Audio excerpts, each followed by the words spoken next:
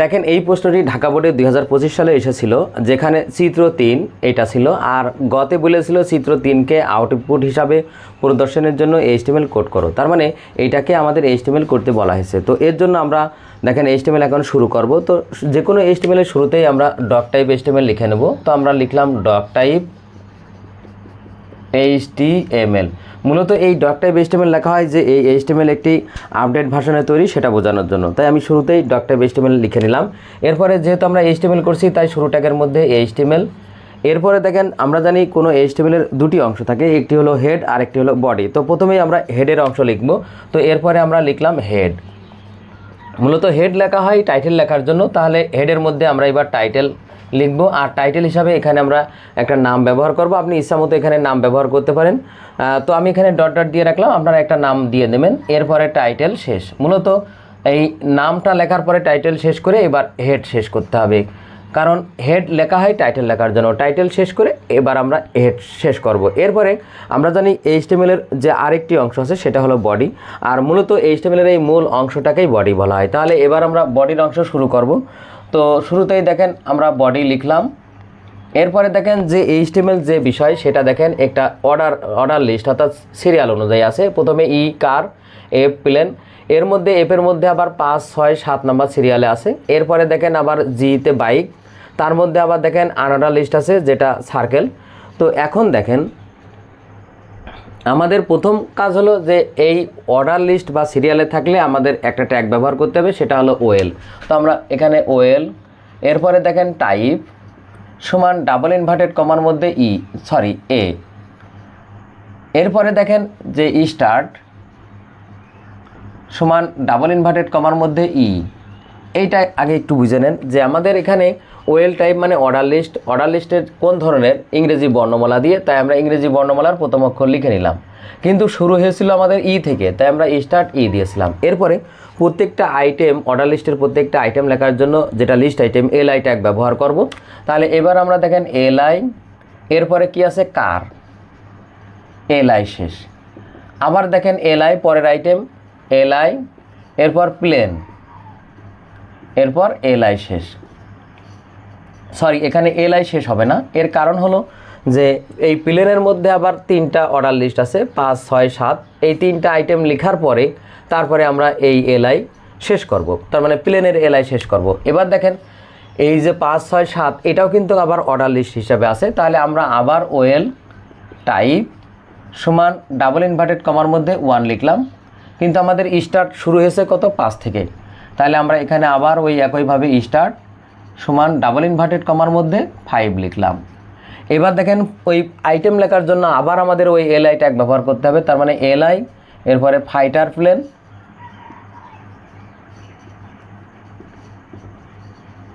তারপর LI শেষ। মানে প্রত্যেকটা আইটেম লিখে LI শুরু LI শেষ, তা না হলে ওই এক নাম্বার সিরিয়ালে সবগুলো হয়ে যাবে।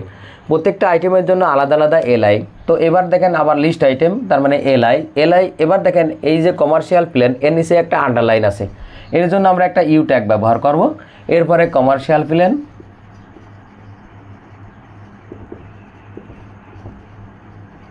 এরপর ইউ শেষ, তারপর LI শেষ।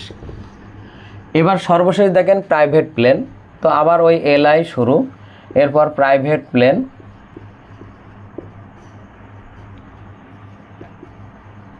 তারপর LI শেষ।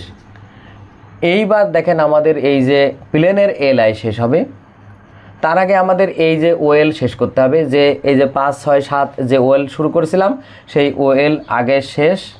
তারপরে দেখেন এই প্লেনের যে LI শুরু হয়েছিল শেষ হয়নি, সেই LI শেষ করলাম। এইবার দেখেন আমাদের আবার LI শুরু বাইক, তার মানে মনে রাখেন যে এখানে LI প্লেন, তারপরে LI শেষ হলো।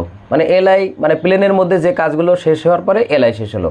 তাহলে যেমন LI শুরু কার, LI শেষ, ঠিক ওই একইভাবে আবার দেখেন LI শুরু বাইক, তারপরে LI শেষ হবে। তবে এখানে বিষয় আছে LI শুরু, এরপর বাইক, LI শেষ। কিন্তু LI শেষ করব না, কারণ হলো যে এই বাইকের মধ্যেও আবার আনঅর্ডার লিস্ট দিয়ে 2টা আইটেম আছে।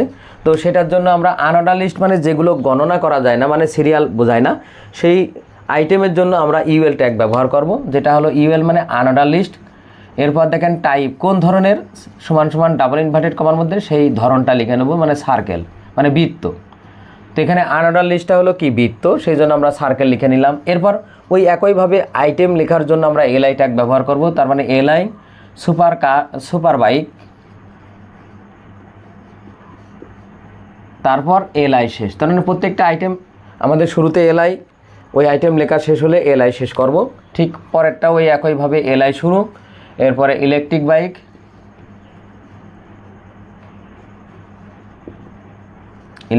বাইক, তারপর এলআই শেষ। এবার দেখেন আমরা এই ইউএল শেষ করব, তো ইউএল শেষ করলাম। এরপরে যে বাইকের এলআই শুরু হয়েছিল কিন্তু শেষ হয়নি, সেই এলআই আমরা এখন শেষ করব।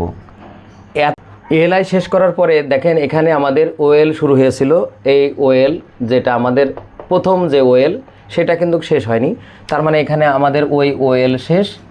এরপর আমরা এতক্ষণ যে কাজটা করলাম সেটা হলো বডির কাজ, তাহলে আমাদের এরপরে বডি শেষ, আর সর্বশেষ আমাদের এইচটিএমএল শেষ করতে হবে, যেহেতু আমরা এতক্ষণ এইচটিএমএল করলাম।